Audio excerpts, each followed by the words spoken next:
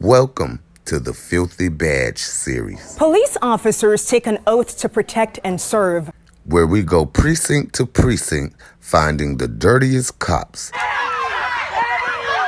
Deli joined the force in 2015, but tonight he's in jail charged with rape. Some officers across the country are misusing that authority. And now, the accused.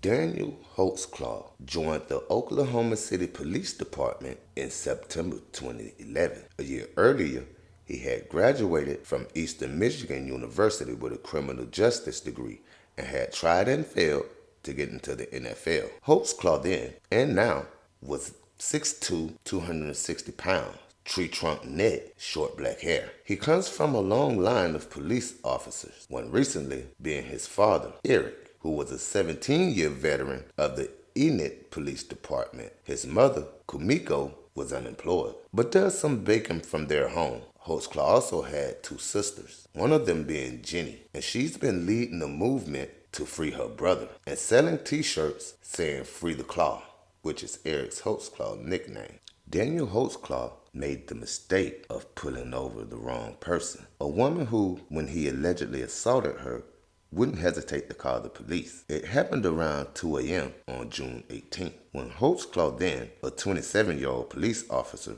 was ending his shift on the northeast side of Oklahoma City. He switched off his patrol computer, then without calling for any assistance or otherwise notifying his station, he made a traffic stop. The woman, who we'd only identify here at Prime Crime Network, as the other local media did, as JL, a 57-year-old grandmother who was driving home after playing the game of dominoes with a friend.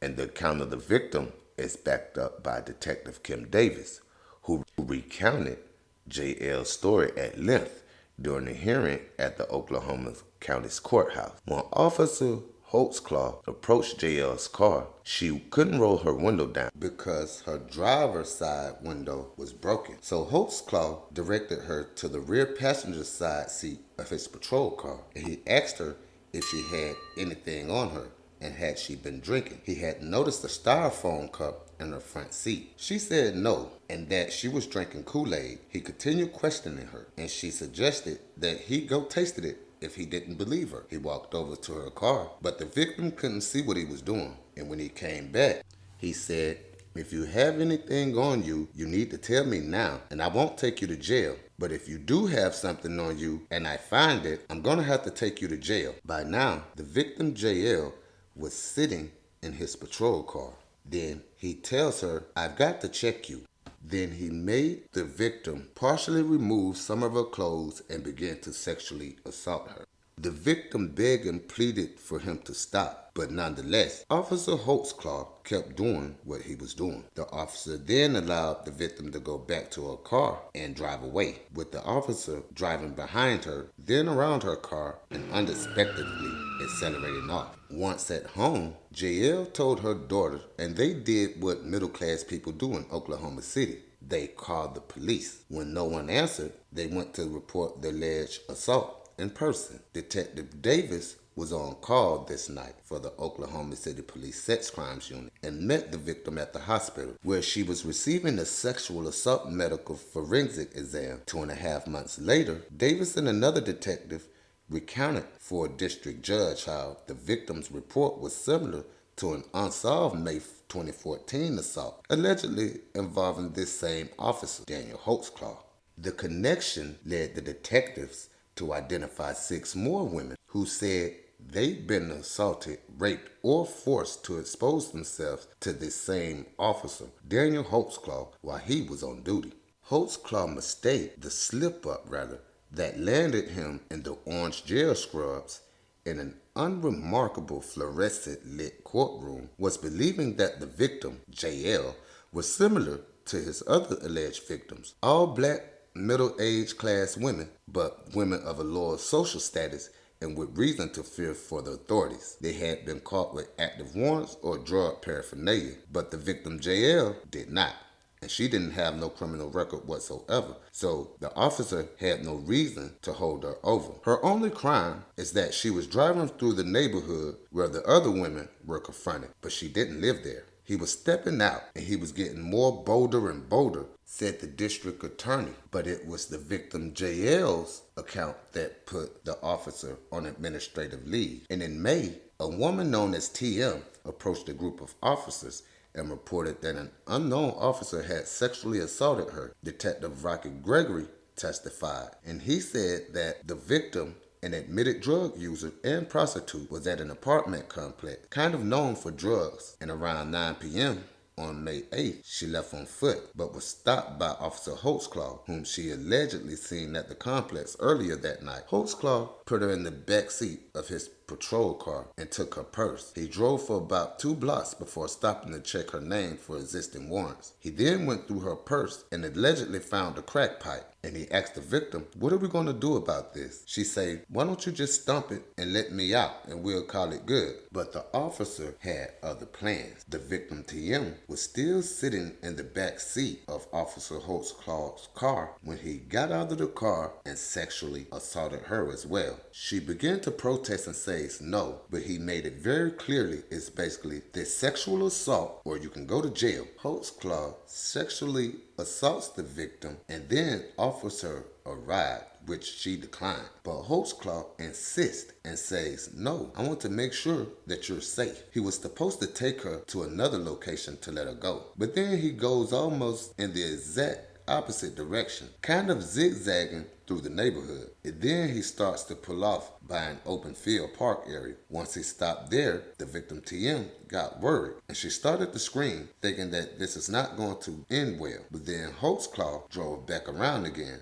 taking her to the same place she originally wanted to go, and eventually he let her out. Later, the victim TM later showed Detective Gregory in person the route they went. Gregory then referenced the route with Holtzclaw automated vehicle locator, a GPS recorder on all patrol cars, and it was an exact match. After connecting TM's and JL's reports, the sexual crime unit began looking through Holtzclaw's automatically recorded history of running names through the department's 2 databases, looking specifically for people who've been checked out multiple times. One system shows information including someone's arrest record, what kind of contact they've had with this officer, and whether they've reported a crime, and their address. The other system is used to check for existing warrants. Davis and Gregory took 2 lists of names created by the unit's lieutenant through a victimology profile into northeast Oklahoma cities, telling each woman on the list that they had received a tip that she may have been sexually assaulted. And an undisclosed percentage of the women said yes. And by the end of the investigation, 6 more women joined TM, who initially did not want to prosecute. They all matched up basically in age, Detective Gregory said. The earliest one was probably in her 30s. The oldest one was in her 50s. They all kind of looked like they were all in their 50s, but they were all black women nonetheless. A majority, he added, to which some kind of drug history or prostitution history was his aims. By allegedly focusing on poor black women with criminal histories, Holtzclaw kept himself from being caught until he met that victim, JL, a black woman who was just passing through the neighborhood and he was patrolling. Not only is this individual stopping women who fit a profile of members of our society who are confronted rightly or wrongly by police officers all the time.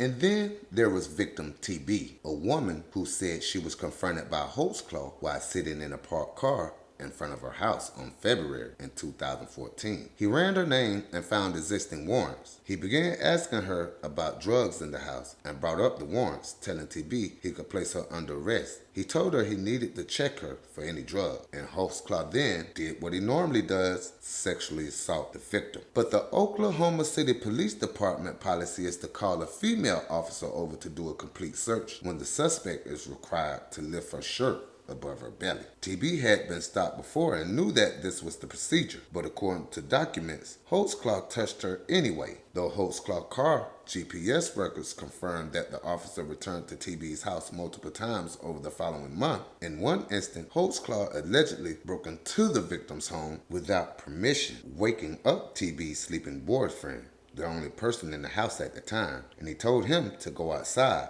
while running his names for warrants. Shortly after, the victim TB pulled up to her house with her kids in the car, and Detective Gregory said that Holtzclaw told her to step back to his patrol car. He repeated the same motions, Detective Gregory said, running her name for warrants, asking her about drugs and making references to, we can kind of make this go away by just playing by my rule. But TB said that she knew Holtzclaw meant that she could do sexual favors to make her warrants disappear. Oklahoma City Police Department then opened an investigation the day the first report about an unknown officer came in, and closed it within 2 months of identifying Holtzclaw as a suspect. They kept the investigation quiet for that entire time in an effort to make sure the women bringing forth allegations weren't influenced by media reports or neighborhood gossip. But it would be JL's report that would put Holtzclaw on ice and make up 2 of the state's 16 charges against the young cop. But more broadly,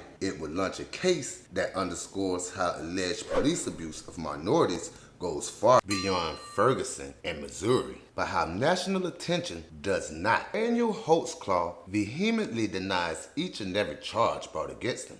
But nonetheless, the former officer was still indicted under the sexual assault charges. When faced in the courtroom, Holtzclaw had a host of supporters. Among those, his father, a childhood friend who lived with Holtzclaw while he was at the police academy, and a sports reporter. He had family members such as his sister, Jenny, who's been leading the movement to raise support for him by selling t-shirts that says, "Free the Claw." In a statement written by the Holtzclaw family that read, "Witnesses and officers' testimony presented by the prosecution is based on solicitation testimony by the police department of felons, prostitutes, and others who would have personal motives beyond the basic truth to fabricate their story."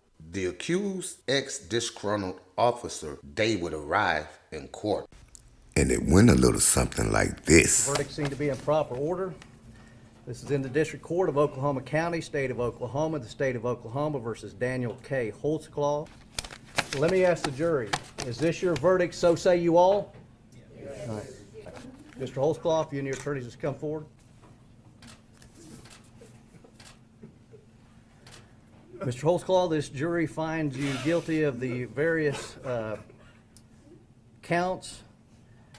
Daniel Holtzclaw, the former police officer and Enid native, will never see freedom again. His days of fooling people are over.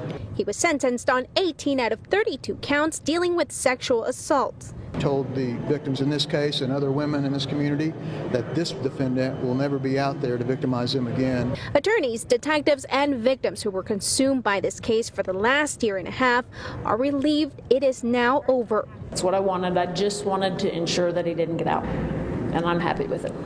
The way his sentence runs, Holtzclaw will never be eligible for parole and will be a poster boy for predators. And men who victimize women, this is what's going to happen to you. We will lock you up.